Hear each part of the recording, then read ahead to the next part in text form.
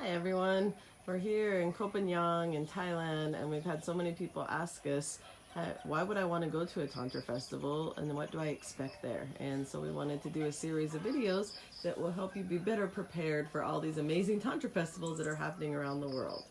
So let's start with Peter Peterson. He's going to offer us just a few minutes of Qigong, because it's definitely one of the things that Tantra festivals offer you is yoga or Qigong or dance in the early morning when you first wake up in the beautiful exotic locations. So take it away, Peter. You'll notice I'm not wearing my hat because it's quite warm here and quite loud with lots of roosters. First move, hands come right to your face. Open your thumbs and blow into the cup. After you blow into your hands, you then bring one hand up, the left hand goes up to the forehead, the right hand floats down, left hand reaches the third eye and slowly floats back down. This is called the Zhantian movement. This in Chinese means merge. Love you too, Diana. We're merging with the universe, becoming one with everything that's around us. Let's begin by slowly bringing our hands upward as we sink into our knees. Bend the elbows, hands come right to the forehead, and then slowly stand back up as the hands come back to the heart. It's a slight pause at the heart. So if you're just joining us, we're showing you what to expect at the Tantra Festival. And Qigong in the morning and exotic locations is the first thing that most Tantra festivals include. And then stand back up as the hands come all the way back down to your waist. Slowly bring the hands back up to the heart. Into prayer position. This is one of my favorite moves. The hands float all the way up, gravitating up like a hot air balloon, just floating up with ease. You can go no higher. You push out, open up the sky. Sink into the knees, hands come down, and you dig into the earth. Arms go in between your head as you stand back up. And then push the hands out, lean back as far as is comfortable, and then turn the hands to face the heavens, and then you hold this position.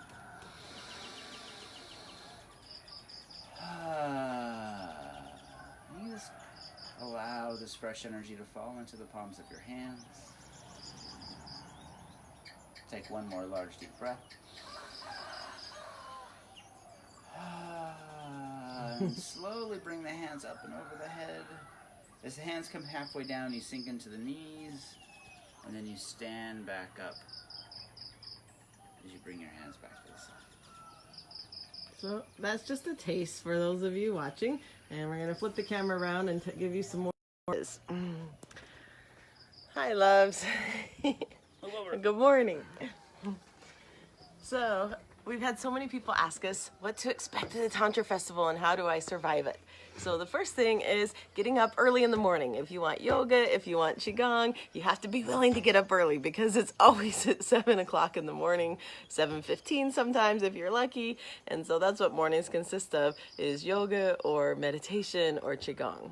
And or Osho dynamic meditation. Yes, meditation. And some of the other things that you might want to consider, that's why I'm wearing my sarong and Peter's just wearing his pants, is that most Tantra festivals are clothing optional. And so one thing that you can start doing to prepare yourself is to start feeling more comfortable without your clothes on, or at least feeling more comfortable around nudity. Because you can choose to wear your clothes the entire time, but there's often going to be other people around you that are completely nude. And so the more that you're able to be comfortable in your own skin and your own body, then the less judgments and less triggering that you'll have with other people being naked around you. Plus, it can be a really, really incredible space for you to start loving your body just the way it is, because you'll see so many body shapes and sizes and ages and colors and just this diversity of incredibleness that you can just start loving all of your pieces even more. Another tip that we want to offer is, so many people think, oh, I'm going to go to a Tantra festival and I'm going to find the one, or I'm going to really, really go deep with my partner. Guess what? That is so possible. I know people that have met each other at festivals. We have some dear friends in DC, Bill and Anita, that met themselves at one of our pujas. And they sat down and they did the "what do you want" exercise. And Bill says, "I want you." And over and over and over again, "I want you, I want you." And they're dating, and they might even be engaged now. Like, they've been a couple ever since that puja. And so can you find the one at a festival? You absolutely can. But I also know many, many, many, many couples that have broken up at festivals because they go in not being prepared. So that's the second or third tip that I have for you, is really talk to your partner. If you have a partner or partners, sit down and have some conversations before the festival starts, and continue leaving open these avenues of communication during the whole festival.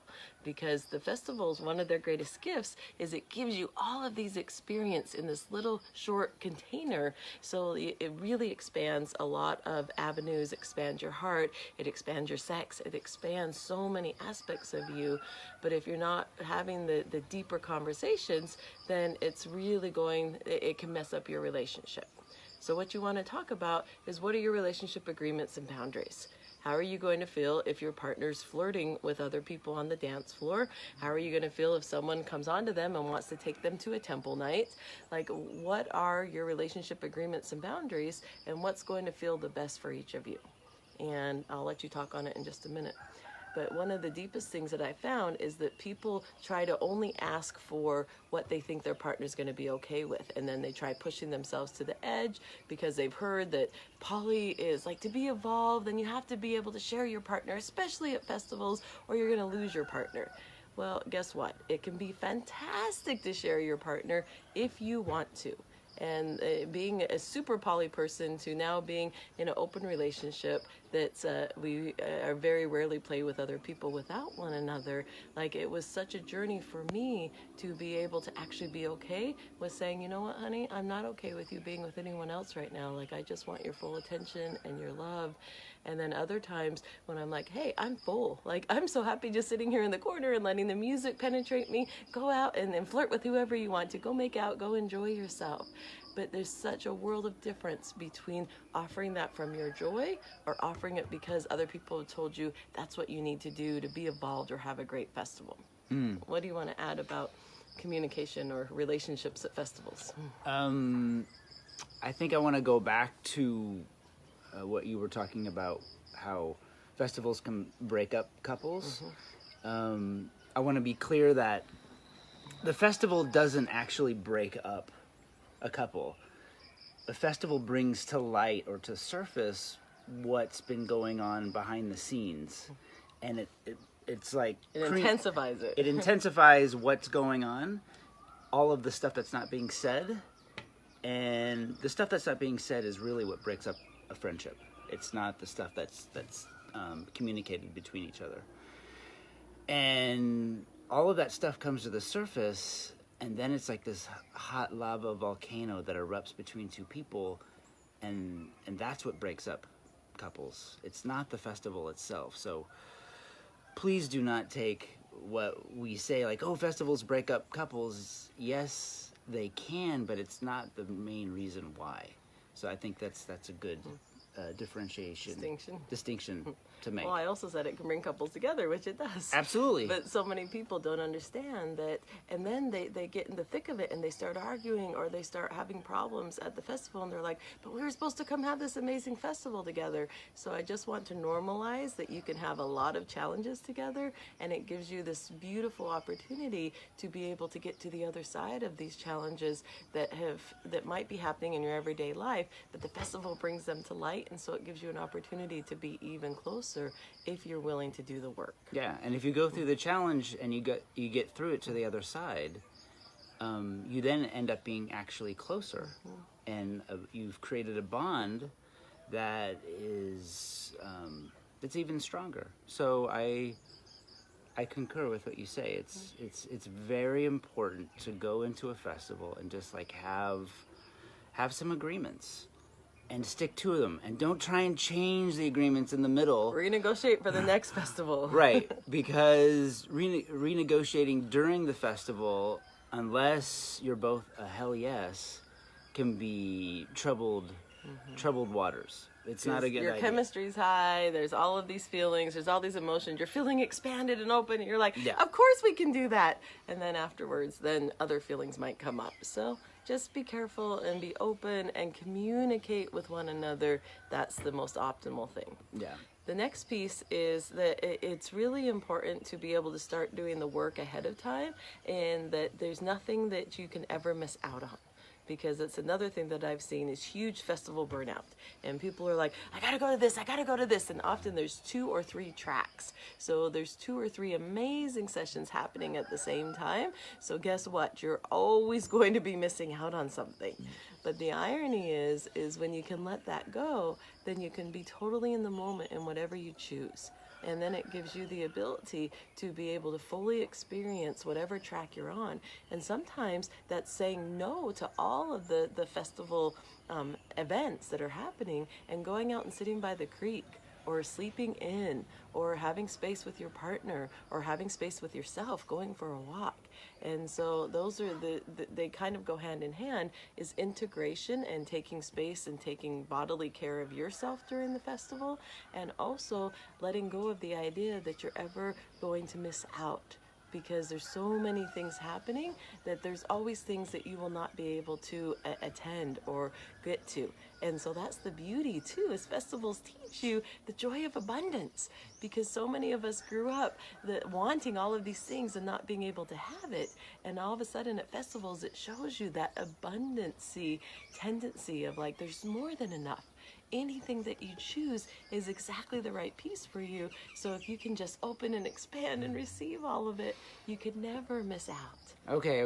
Let me talk. Okay, self-care. It's a lot. That's a lot of run-on sentences. Okay, I so love festivals. I know. We can tell. To take another guideline from Cuddle Party is be okay to change your mind. You know, go into a class, and if you're not feeling it, leave. So many people go to these classes and they're like, well, I'm here and it'll look weird if I get up and I leave in front of everybody. It's okay. Or if you go in late. Yeah, go late. Leave early. Don't be afraid to change your mind at a festival. I think it's very important. I mean, really feel like, hey, am I getting, like, check in with your heart during the class that you're in and be like, hey, am I really enjoying this? Am I feeling the fullness of what this has to offer? And then make your mind up from there. So, yeah, don't be afraid to leave a class. Or don't be afraid to go late, because some people are always like, well, it started 5 minutes ago, so I don't want to walk in late. Bullshit. Sometimes it's closed containers, but they'll put a sign up on the door. They'll say at the beginning of the class, like, hey, don't be late. And those are the classes don't be late for. But if they don't say that, then show up late and enjoy. Just because you're 5 minutes late doesn't mean you can't really gain and garner a whole bunch of energy and information that's beneficial for you. So yeah, change your mind.